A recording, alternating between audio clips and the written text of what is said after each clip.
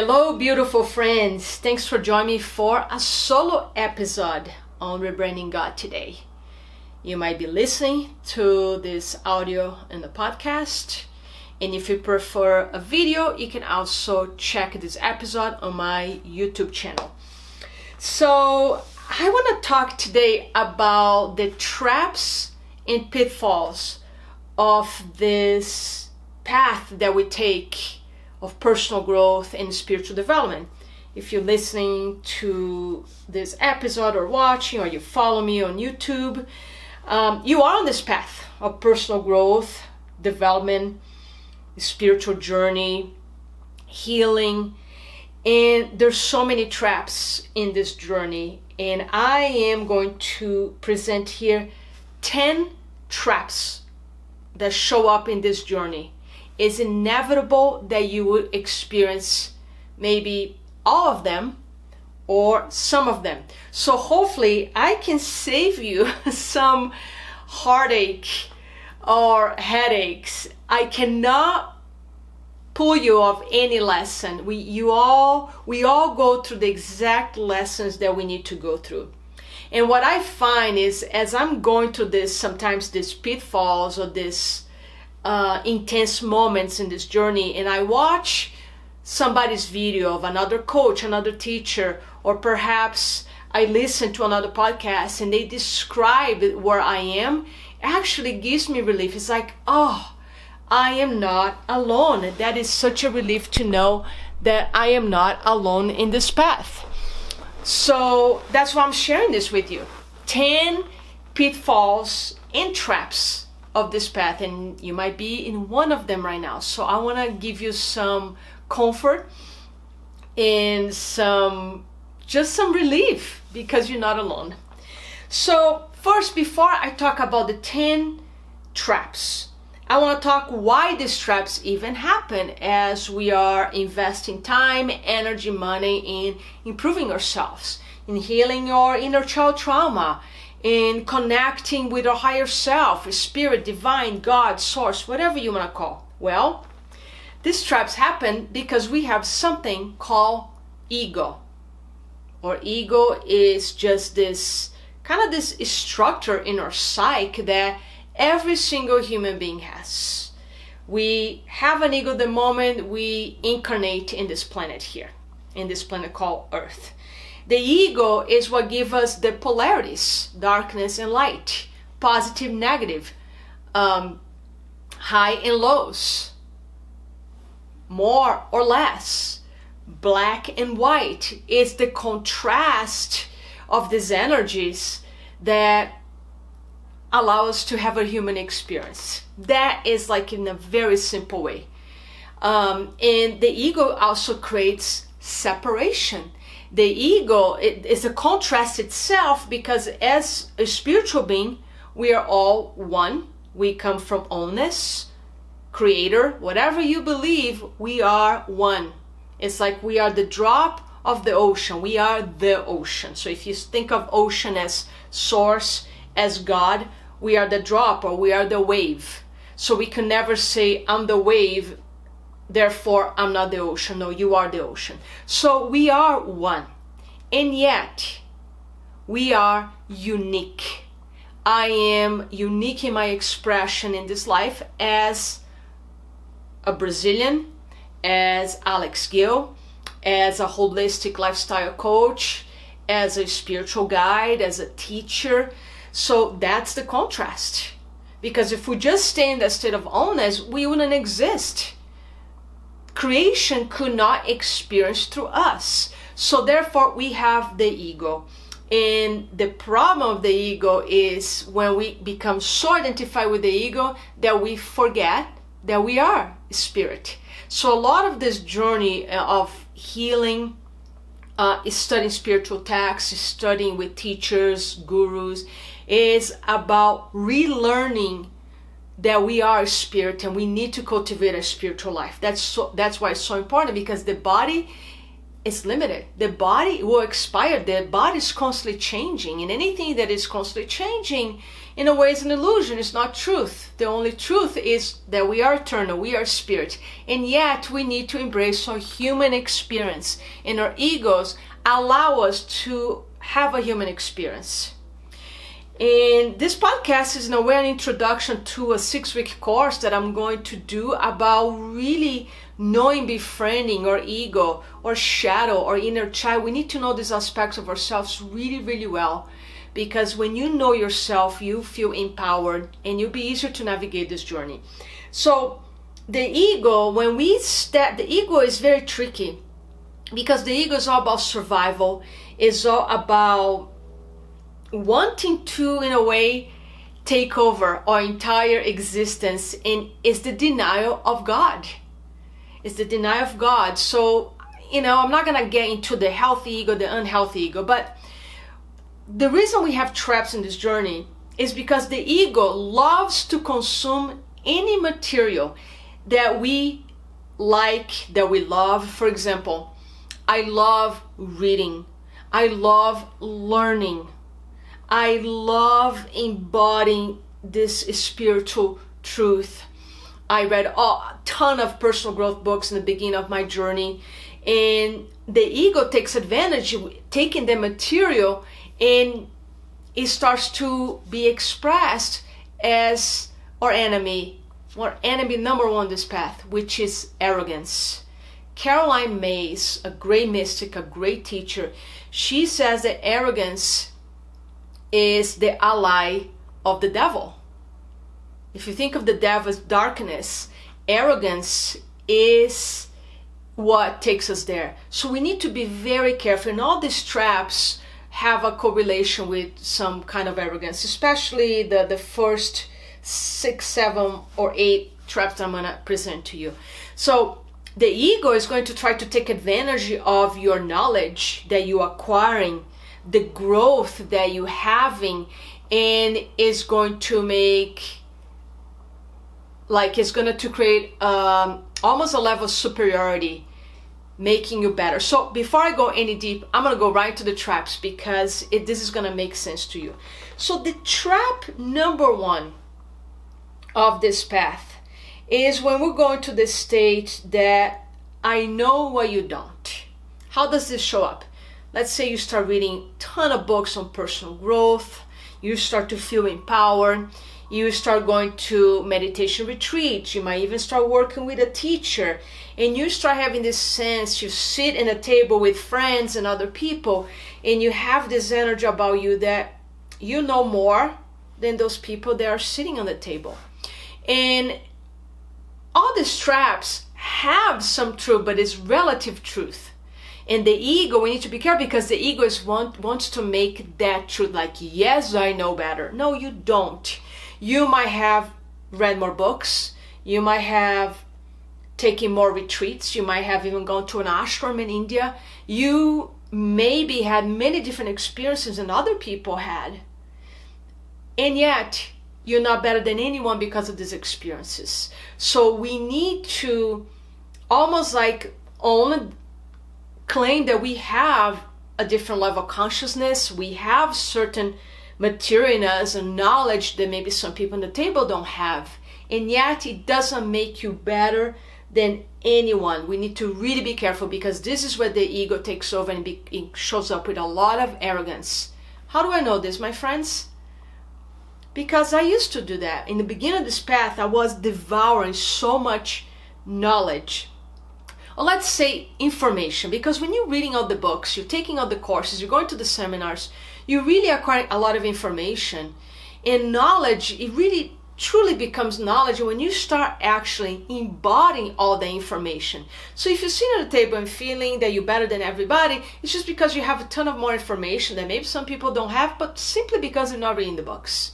So true knowledge, when that knowledge becomes truth in your body, you actually going to embody humility, which is the antidote to this arrogance. We need to bow our heads every day, and that's why one of the processes on this path is unlearning. So trap number 1 is this illusion that you know more than everybody else simply because you put the time, the energy, and the money learning more. So keep humility in mind. Trap number 2 is, let's say you're doing a lot of healing and you start saying things like, oh, I have healed that already. Oh, I have dealt with that wound already. So this happens as you start doing deeper, like let's say inner child healing or ancestral healing. And you might be in a conversation, somebody might say, hey, this is a father wound, a mother wound, and you respond, I'm done with that. Or it might be about your ex-partner, your ex-girlfriend, your ex-boyfriend. You're like, no, that cannot be because I healed that. Be very, very careful with this because you don't know. I don't know. I can say I have healed all my mother wounds. Well, I have a perception. So that's why in all these traps, you can pull something that feels truth in the moment. So you might say, I have this experience, this perception right now that I am complete healing, let's say my mother's wound. And yet we don't know. You know why? Because you don't know what it might be hiding in your unconscious mind. And this healing journey is a lifetime journey. We will always get triggered. We will always uncover more mysteries that are hiding in our unconscious mind. Now, do I believe that it comes to a point in this journey, there's a station in this journey that you feel pretty complete, that you atone to all those judgments that you had and opinions about your mother or your father, that perhaps you could be in a place right now that you truly forgave your mother, your father, your ancestor for any error, for any mistakes, for any abuse. It's absolutely possible that you're in that station right now. But again, bring humility. Keep it open, because the moment we say, I am done with that, if you see my video, make a gesture pushing something away. And as Buddha said, anything that we push away or we pull towards us, we pushing or we clinging, we are trapped. So anything that you push, like I am done with that, or you become too attached to something, because it's the other side of the coin, when you become too attached to your wound or to this healing path, you are trapped. So in a way, what helps us to navigate this path is a state of equanimity, where you maintain the beginner's mind, which is, this is my perception right now, and I don't know. So keeping a state of I don't know can be really helpful. So this is the trap number 2, that when you start saying that I'm done with that, that becomes a shadow, and that's a form of denial. So just be aware. Trap number 3, I should know better. I experienced this a lot. Let's say you are kind of advanced. Let's say you've been doing this work for a few years now, and you fall into a relationship, or either with a romantic relationship or an experience with a close friend, and you get caught in, you get triggered. You,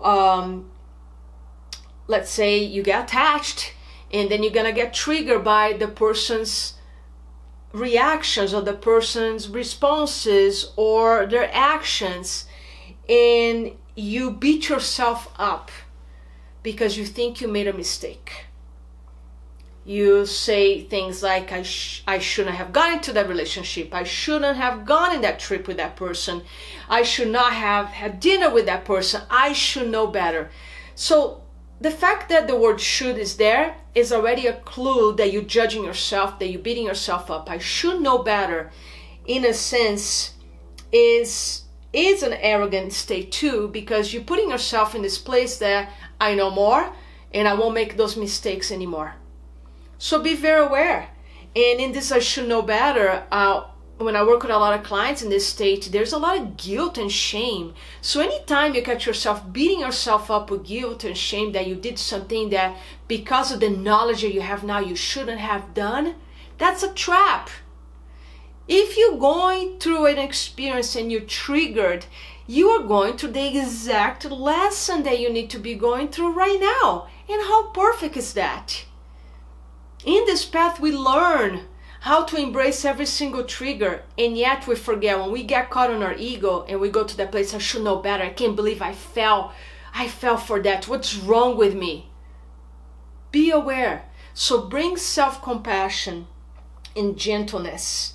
And another thing that comes still in this trap is people think that because you might be triggered or you might be trapped there, that you went backwards. Let's say you believed that you healed a lot of your fear, and then all of a sudden you catch yourself scared of something, you worry about money or worry about losing somebody in your life, and you're like, oh my God, I'm going backwards. No, you're not going backwards, my friend. This idea that you shouldn't feel a certain way anymore, and this is very connect to the previous trap, which is, I'm done healing that. So when you say, I'm done healing that, and all of a sudden you trigger in a situation when it brings a similar experience, you're gonna guilt yourself. And again, that's where the arrogance comes in. Maybe you never done. What if we just admit, I might be never, ever done. And that's okay. Accept what comes in the present moment with open heart, with humility, and again, with the beginner's mind. We will always get triggered. The triggers or gems are just telling us where we are still caught. I was talking about the unconscious a few minutes ago. Things, material that is still sitting in our unconscious mind. When we get triggered, it's a gift because that trigger is pointing, it's shining a light in the place in our unconscious that it's still holding a charge. It's still holding the charge of fear, the charge of grief, anger, sadness, guilt. So embrace it all. Trap number 4. I love this one. This one happens when people start really following their spiritual teachers. Maybe Eckhart Tolle, Ram Dass, or any other spiritual teacher of the East, perhaps, or the amazing teachers we have here in the West. This trap goes like this. I am not attached anymore. I don't need anything or anyone. So they start practicing what I call the non-attachment law, which again is the spirit. It's true. The spirit has no attachment to anything. How can we attach to anything if we are one? And yet, as a body in this human experience, as much as I would love to say, I'm going to fall in love with somebody next time, but I'm not going to get attached. That's a trap. I will get attached. Or work is about just observing those attachments and bring the spiritual and bring the love and find that middle way that I can be in love. I can even say, this is my lover, and yet have a sense of freedom around myself, around that person, that the happiness of the person is much more important. So I can be perhaps attached, and at the same time set my partner free anytime and set myself free. So this, I'm not attached to anything. It's a very dangerous trap, and I find a lot of people doing this when they start going deep into following certain teachers. They might go to India and follow a guru for a whole year and come back with this whole concept, I'm enlightened, I'm not attached to anything anymore. Be aware with that, because we will attach. As long as we have a body, we will attach. We will attach to the foods we eat. We attach to our routines. We will even attach to our meditation practice. We will have attachment towards other people. So the name of the game is not getting busy and work so hard to not attach. The work is simply to observe and to notice when you attached. So be very aware, because this concept of I don't attach to anything, I don't need anything, is a denial of human experience, is a denial of connection, is a denial of this beautiful love connection that we feel with each other. So it's also a very egoic, like every trap is egoic, because when you say I don't need anything, you're separating yourself from everybody. In a way, you're making yourself very special. And anytime you make yourself very special, you are caught. So be careful. So again, this is about simply embracing the parts of you that will get attached. Trap number 5. Oh, I love this one. This one is, I think I even have a sweatshirt with this one. Only positive vibes. This happens with a lot of people that start going to seminars. You know, I'm not going to name some of the main personal growth gurus out there, but they go to, there's a primary guru out there in the personal growth that is all about no negative vibes. There are many gurus in this, the successful gurus, right? And they say, no negativity, please. Just shift your mindset. Just be positive with everything, and everything will change. And usually those people say, oh, I don't want to hear any drama. Come on, just change your mindset. Just change your state. They usually will say that. They go to this week seminars and they come all pumped up in positivity. And if you say you're having a bad day, instead of actually wanting to listen why you having a bad day, they will say, just change your state. Just change your mind. That is actually not loving and not compassionate. And we are creating actual disconnection when we say that. Or another thing that you might hear people in this only positive vibe saying is like, oh, just get over, move on. So be very aware when you say these things, or when you are around people say these things, because again, it's a state of denial, it's a state of bypassing. It's lack of compassion. Can you imagine if I walk around just saying, I just want a positive vibes, I only want a positivity, and one of my friends is having a hard day, is feeling sad, is healing some grief, and I say, oh, just be positive. How uncompassionate that would be. So be very aware. Now, again, all these things have also the gem. It is positive, you know, it is positive to be positive. It is helpful to be positive. It is helpful to bring a positive attitude towards life. Even when I'm saying embrace your triggers, I can embrace my triggers with positivity, meaning, wow, what can I learn here? So having an overall positive outlook, a positive attitude is good. It's only when you take this attitudes to the extreme that becomes egoic. And when it becomes egoic, you're going to separate yourself and you're going to deny everything else. So the key to embrace these polarities of the egoic experience, the physical experience that we have on this planet, is to be in the middle. That's why I love the studies of the Tao. Tao is the studies that the wise Lao Tzu, thousands of years ago, designed.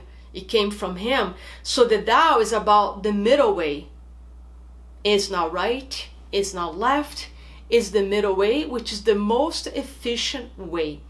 And if you notice, a lot of things in our lives, we go to these extremes. We go to the extremes of being caught in a lot of drama. Then we go to the extreme of, I don't want any drama at all. And the most efficient way is to come to the middle. I can say, I don't want to be involved in any drama. I don't want to participate in any drama. And yet, like one of the teachers I have, great Vedic astrology, she says, life is a drama. It's like a play. There is drama. So we need to embrace also the drama of life. I need to embrace that sometimes I'm going to get caught in the drama of my mind. And a lot of times my friends are caught in that drama. And compassion receives that and supports them without getting caught. Again, anytime you push something away or you cling into something, you are caught. So be aware of this only positive vibes attitude. Trap number 6. People's emotions and actions don't affect me anymore because I broke all my codependency patterns. So this is specific about codependency, but it's about anything. When you start saying, that I don't care what that person does anymore. Oh, my partner's doing that, I don't care. This is actually pretty connected to the trap number 4 that says, I'm not attached to anything. This is another form. It's like, my mother's going through this or my family's doing this. I'm not affected at all. Well, it might be true that you might be in such an advanced station in the spiritual path, or this level of consciousness, that you might be able to witness without getting so affected. But you have to be careful when you start saying, nothing affects me. These people are not affecting me. My partner doesn't affect me. They will. And maybe, again, you are in a space that you don't get so caught. But don't push away. Don't deny that there is an aspect of you that might still be affected. If I'm in a relationship and my partner is having a really hard day, it's going to affect me a little. I'm going to try everything.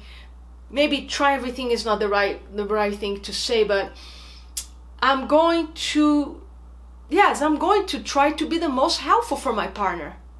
I'm not going to push too hard, but I'm going to try to be very helpful to my partner, to my friend that's having a hard day, without getting caught in whatever melodrama they're having. So again, it's finding the middle way. How can I be the most helpful? Assisting, supporting my friend, my partner who is having a hard day without getting caught. So this idea, if you start saying, I'm just not going to get affected by anybody, is an aspect of the ego, is an aspect of separation. So just be aware with that trap, because that one I call simply silliness, because other people's energy will affect us.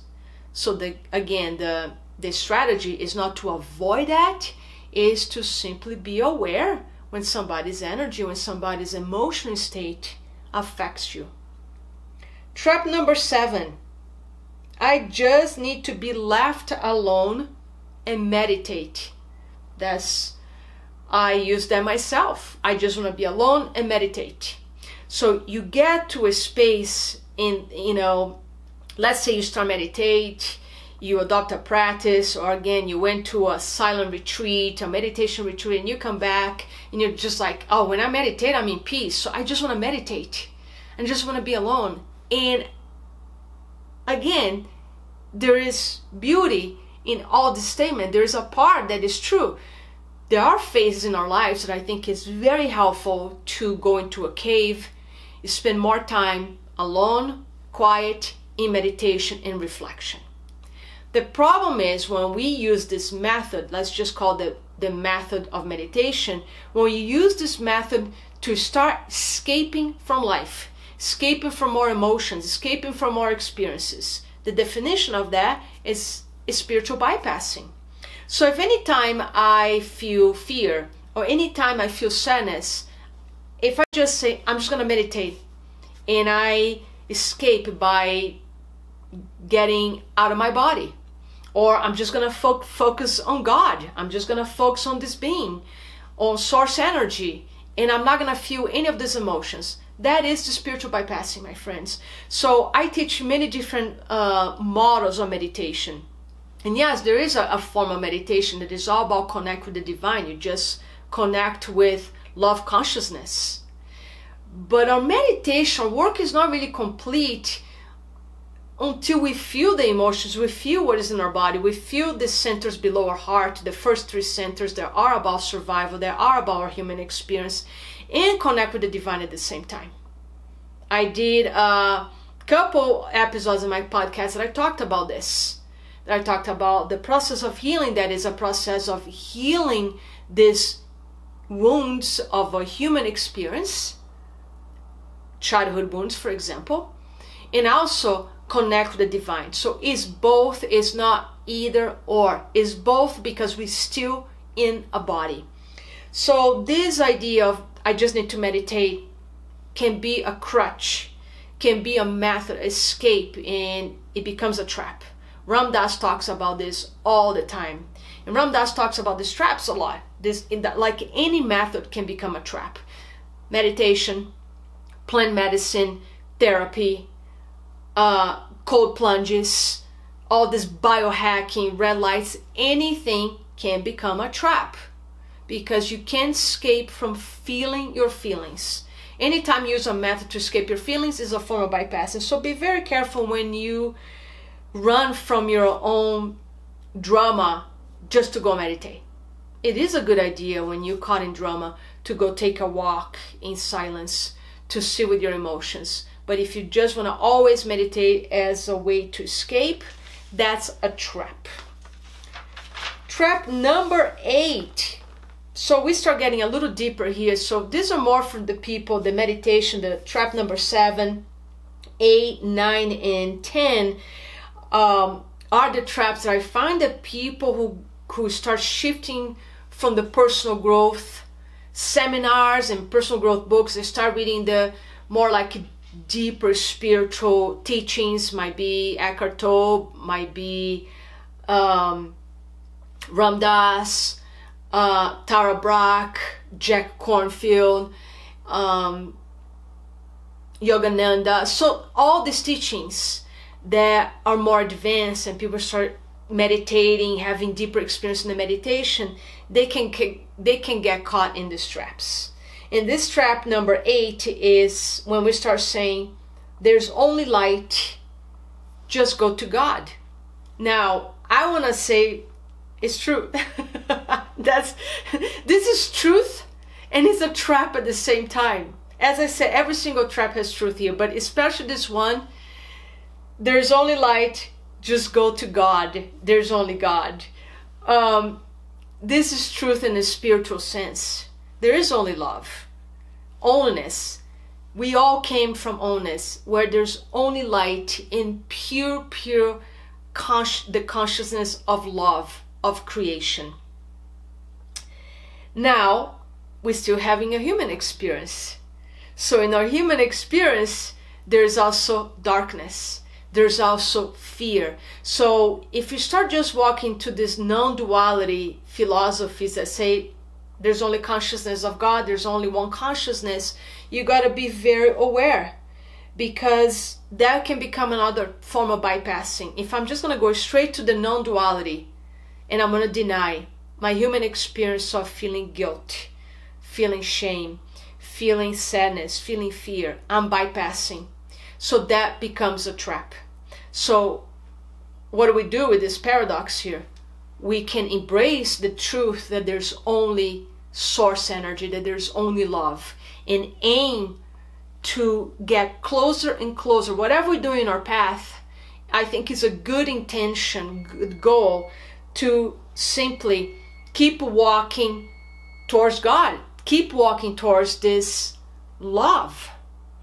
But we can't do this walk by denying what comes in this journey as well. So be very careful when you go to this no-duality space. Trap number 9.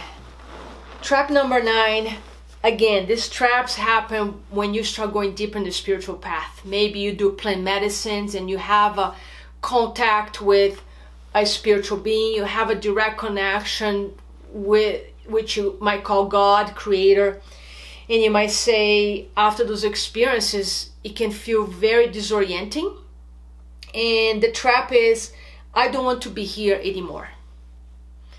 You going through a phase where in fact all you want to do is to sit in stillness in meditation and be with God, be with divine, be with this incredible, might be a feminine energy that you connect with. You just want to be in that space. I have experienced that myself. And this has nothing to do with suicidal thoughts.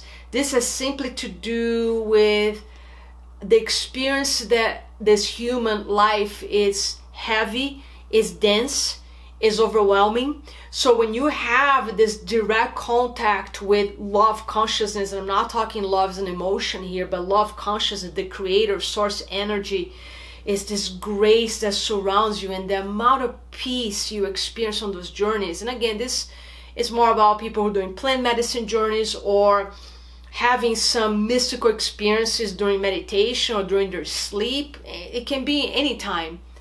And you come back and you not grounded.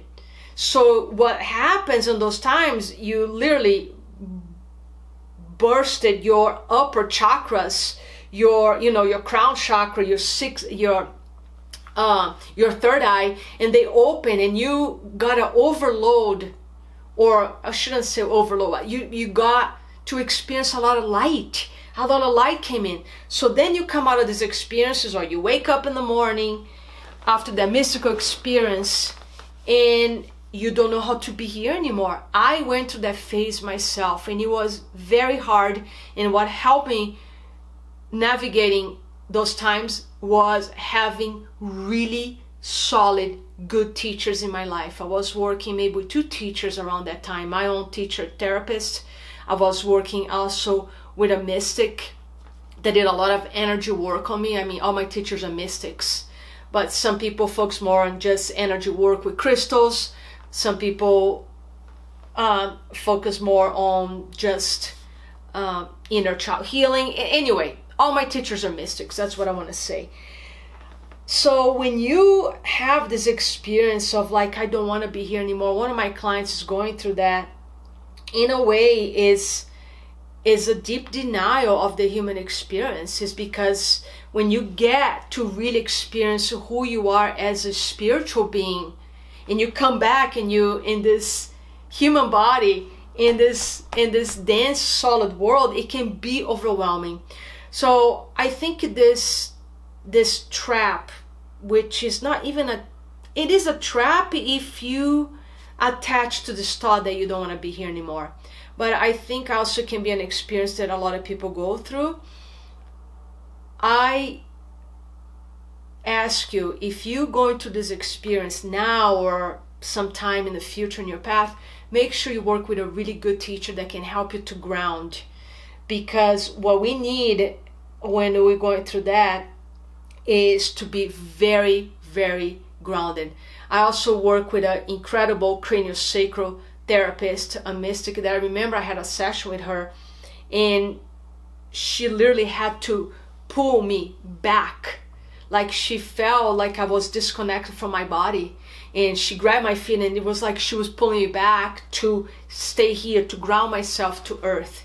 So that's an example of a model of therapy that can really work, can really help if you're feeling ungrounded, if you're not fully here because you had a mystical experience.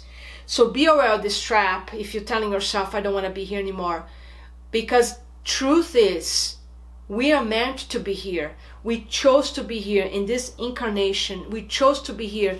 And especially after our mystical experiences, or we can call great awakenings, we need to be here and be a model, and in a way be teachers to others, share our experience with others. So the intention, the real purpose of our awakening is not that we awake and we can check out. It's the opposite. The intention is that we wake up and we embody this physical, we claim this physical body even more, but we claim this physical body as just a vessel of the spirit. And we start living more as a spirit and using our body to help us to manifest, to create, like me creating this podcast right now, me creating this video content for you right now. I need my voice. I need my body to create this, to transmit this message to you. So ultimately, the integration is the word. If you're doing any deep spiritual work right now of any form, any modality, just make sure you integrating it well. Integration is basically translating what your mystical experiences are, what your visions are, into this 3D world. So if you're having all this experience in the cosmos in the form of channeling or having visions or connecting with other spirits, other beings, the translation of those messages, those visions, those insights into this life, into this physical life, it's called integration. And that's when you need a really, really good teacher to help with integration. Sometimes 2-3 teachers that have different expertise to help in this process. So be aware of this trap. And finally, trap number 10, the last one, is when you have these mystical experiences, you healing, you embrace your inner child. The inner child let go a lot of pain, a lot of wound, and all of a sudden you're not living in that fear anymore. You start living in bliss. You start living with God. You start feeling all this love, and you say, oh my God, I need to quit my job and I need to become a healer. Be careful with this trap.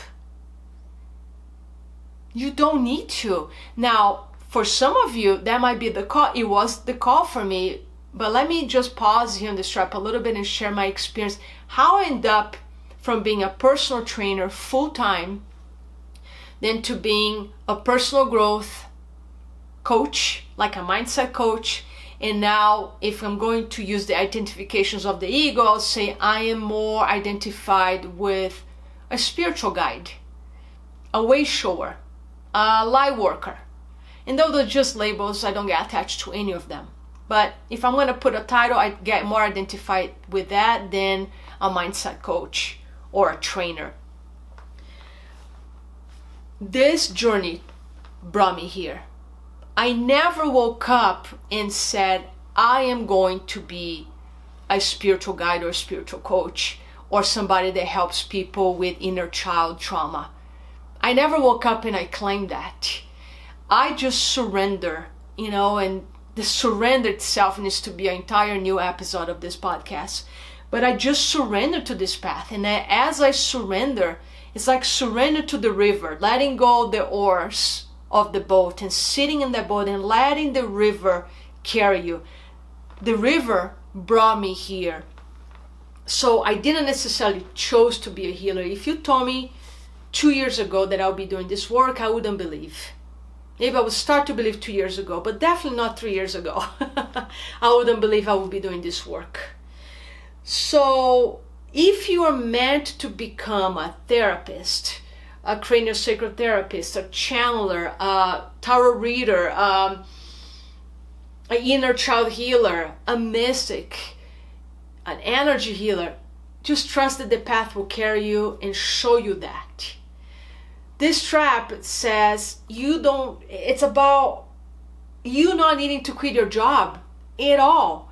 Because like I heard somebody sharing on my Instagram feed today, every single system in this planet needs you. If you are a school teacher, that school needs you as a light worker. You can be a light worker, a healer, a teacher of God, a teacher of love, anywhere. You can be making coffee at a coffee shop and be that light worker. Because everywhere needs you. Every place on this planet needs more light, needs a model of light, a model of healing. So you can be a banker, you can be a teacher, you can work in the stock market, you can be a janitor, you can be a realtor, you can be a salesperson. It doesn't matter. You don't need to quit your job and all of a sudden become an official healer. Because everywhere you go with this energy, you will affect people. You'll be a light worker no matter what you do. All my clients are becoming light workers. Eventually I open a school of light workers. But they're not quitting their jobs and becoming coaches or therapists or spiritual guides, because it's your energy that is going to help our world to heal. So you be a light worker. As you do this work, you become a light worker no matter what, because you start carrying more light in you. As you start letting go the darkness in you, healing the shadow, healing the trauma, healing the wounds, you start making space for a lot of more light. You become lighter. You become more spirit than the body, and yet you have a body. So the trap is, I have to quit my job. No, you don't. If you called, and a calling is always a whisper, it's soft. It might come in a form of a plant medicine journey or mystical experience for you. It could be. But for me, it wasn't that extreme. It was slowly, like I said, I was just surrendering in this path, and the path brought me here in this place where I help people to heal emotional trauma. So every system, every area, every sector needs you. Every industry needs light workers. So you can keep doing exactly what you're doing and be a light worker where you are. So this is it. I'm going to review very quickly here in summary what the 10 traps are.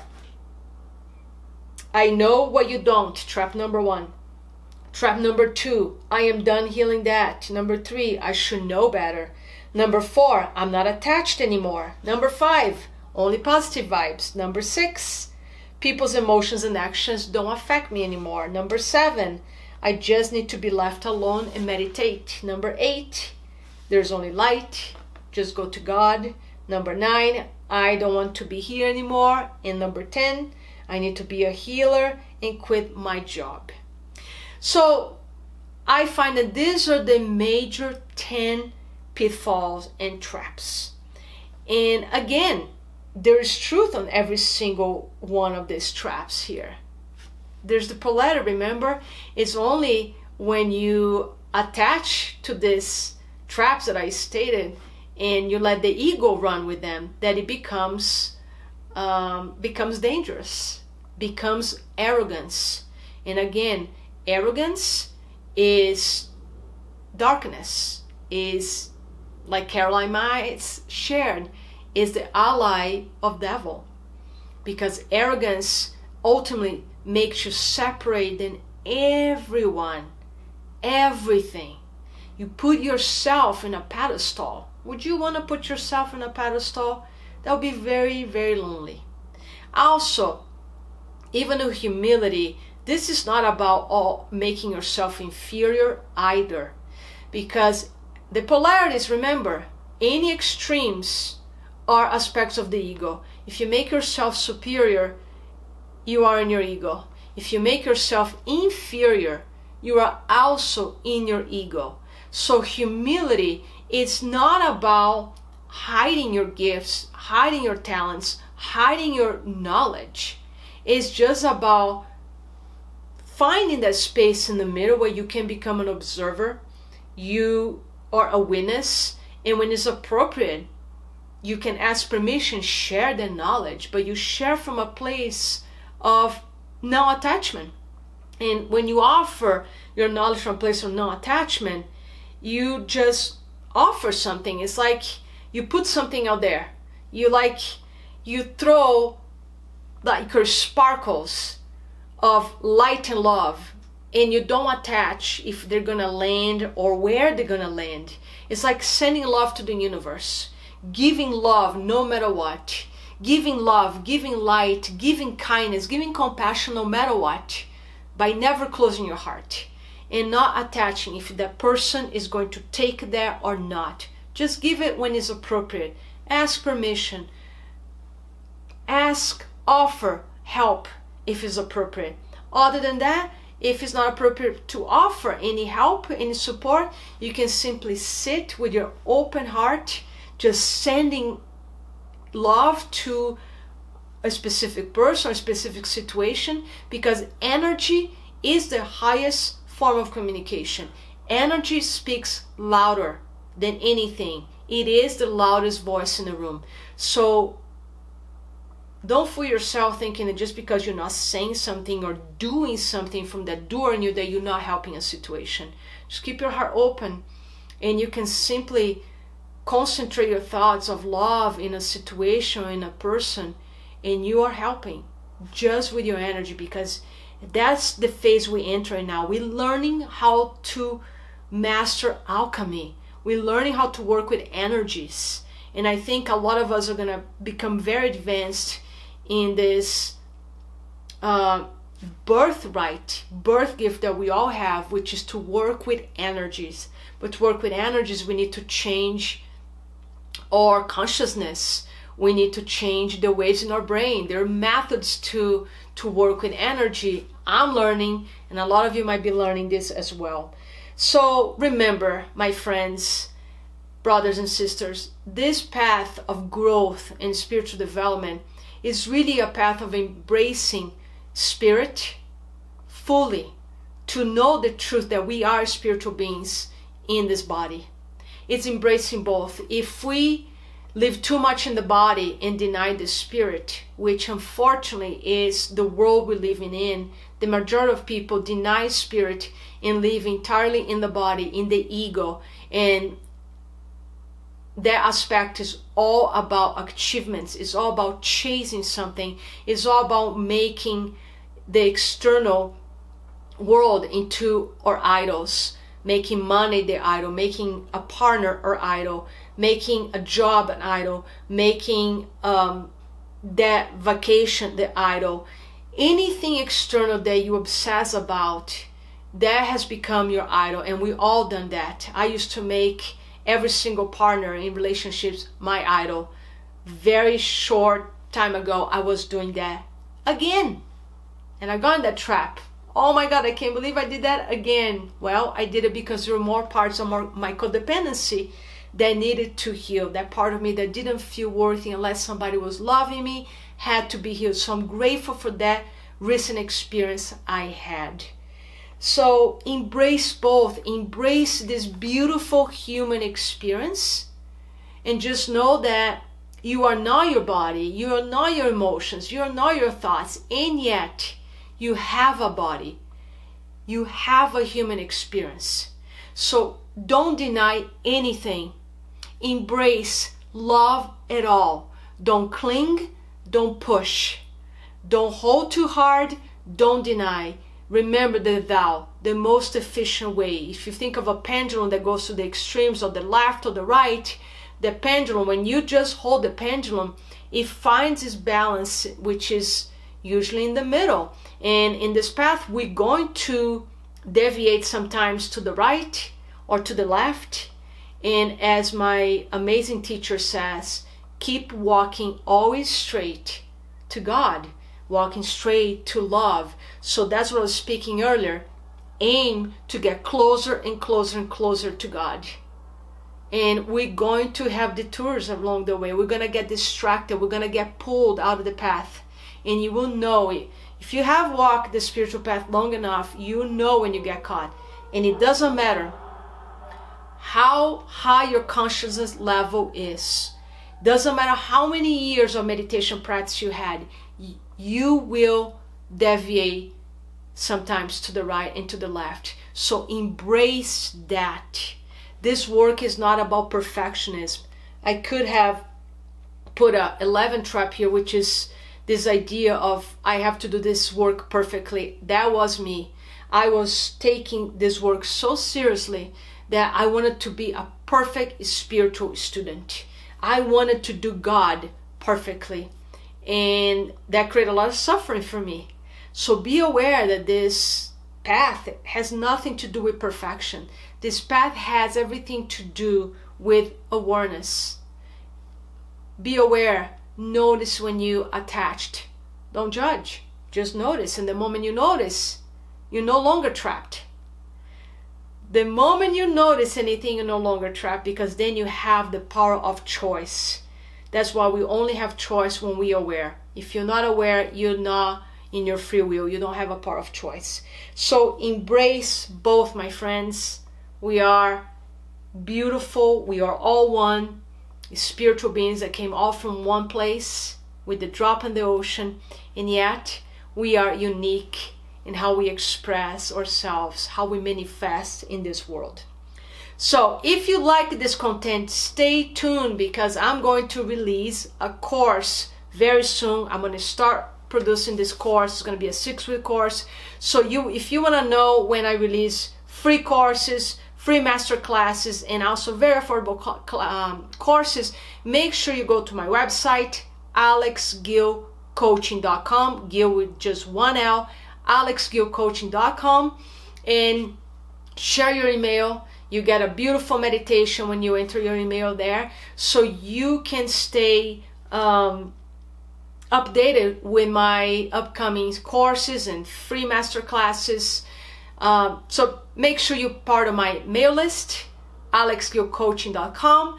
Also check a lot of more videos on my YouTube channel and many other episodes on Rebranding God podcast. Share this video, share this episode. Help me to grow this show without the need for sponsors. And in a way, with your support, I can keep putting the time and energy to create free content. So your support matters. Help me to grow this show. Thank you so much. Many blessings in your journey.